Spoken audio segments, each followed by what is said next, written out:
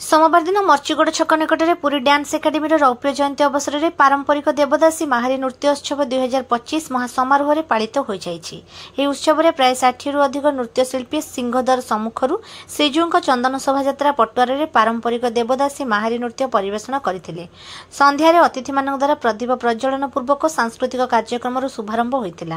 ମୁଖ୍ୟ ଅତିଥି ରୂପେ ପୁରୀ ଶ୍ରୀମନ୍ଦିର ଛତ୍ସା ନିଯୋଗ ନାୟକ ଜନାର୍ଦ୍ଦନ ପାଟ୍ଟଯୋଶୀ, ସମ୍ମାନିତ ଅତିଥି ରୂପେ एसपी श्रीमंदिर प्रशासक हेमंत कुमार पाढ़ी, श्रीमंदिर सहप्रशासक श्वेतपद्मा शतपथी, वरिष्ठ दैतापति रामचंद्र दास महापात्र, वरिष्ठ सिंघारी सेवायत मधुसूदन सिंघारी, समाजसेवी डॉक्टर हरिवल्लभ महापात्र और गुरु इस्टेट मुख्य नारायण गुरु प्रमुख मंचासीन थिले।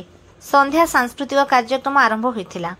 पुरी डांस एकाडेमी कलाकार मान द्वारा जगन्नाथाष्टकम, राधाराणी संगे नाचंती मुरली पाणी, देखो गो, गीत गोविंद, सारीबारी बिहार आदि नृत्य माहारी शैली परिवेषण करी दर्शक मानक मंत्रमुग्ध करथिले।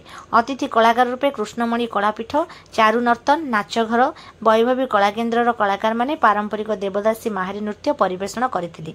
अनुष्ठान संपादक गुरु नारायण पांडे सभा कार्य परिचालना करथिले।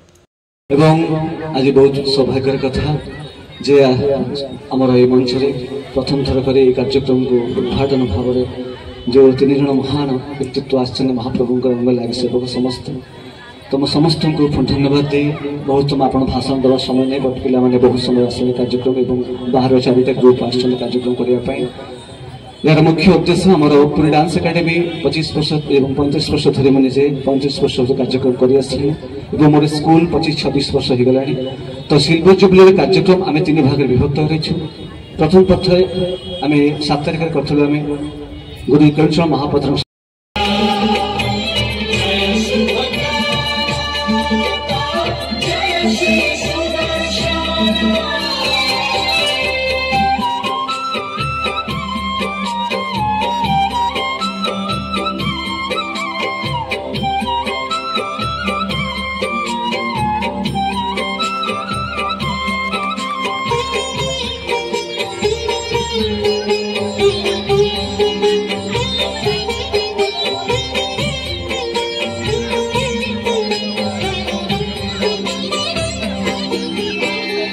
नमस्ते तु बलराम, नमस्ते मुषलायुध, नमस्ते रेवती कांत।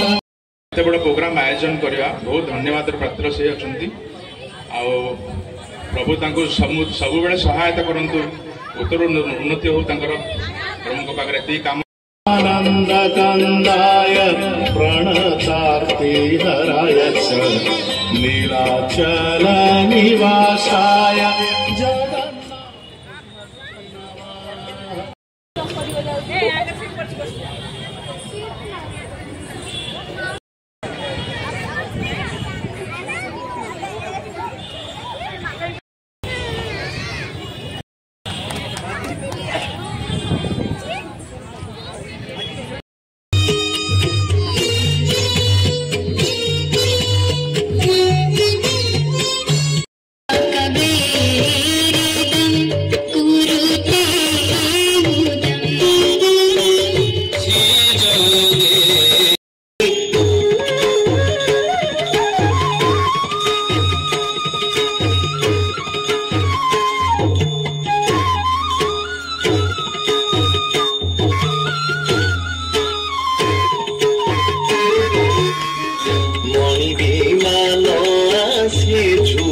कुंडल